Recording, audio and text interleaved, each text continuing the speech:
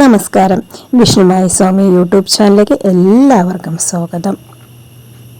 നമ്മുടെ വീടുകളിൽ പ്രധാന വാതിൽ ശുഭകരവും പോസിറ്റീവുമായ ഊർജങ്ങൾ നിലനിർത്താൻ ചില വസ്തുക്കൾ വയ്ക്കുന്നത് നല്ലതെന്നാണ് വാസ്തുവിദഗ്ധർ പറയുന്നത്. വീട്ടിൽ താമസിക്കുന്നവരുടെ ഭാഗ്യവും പുരോഗതിയും പ്രധാന വാതിലുമായി ബന്ധപ്പെട്ടിരിക്കുന്നു.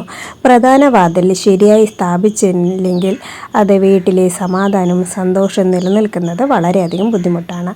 പ്രധാന വാതിലിൽ ശുഭകരവും പോസിറ്റീവുമായ ഊർജങ്ങൾ നിലനിർത്താൻ ചില വസ്തുക്കൾ അതിനടുത്ത് സൂക്ഷിക്കുന്നത് നല്ലതാണ്. സനാതന പാരമ്പര്യത്തിലെ കലശം സന്തോഷത്തിൻ്റെയും സമൃദ്ധിയുടെയും ഐശ്വര്യത്തിൻ്റെയും പ്രതീകമായി കണക്കാക്കപ്പെടുന്നു.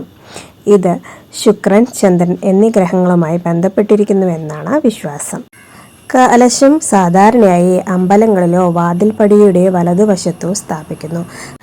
കലശം പ്രധാന വാതിലിൽ സ്ഥാപിക്കുകയാണെങ്കിൽ അതിൻ്റെ വായ തുറന്നതും വിശാലവുമായി തുറന്നിരിക്കണം.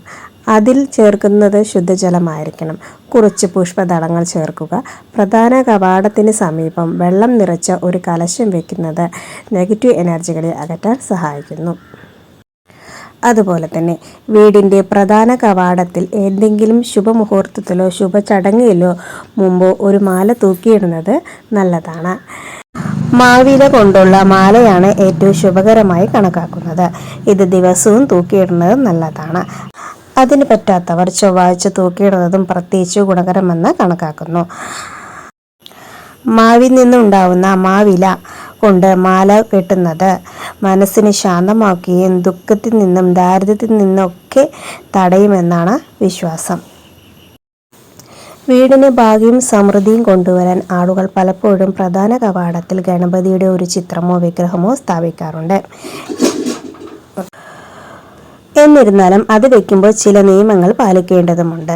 ഗണപതിയുടെ വയറിൻ്റെ ദിശ സമൃദ്ധിയെ പ്രതീകപ്പെടുത്തുകയും അതേസമയം അദ്ദേഹത്തിൻ്റെ പിൻഭാഗത്തെ ദിശ ദാരിദ്ര്യത്തിൻ്റെ അടയാളമെന്നാണ് വിശ്വാസം.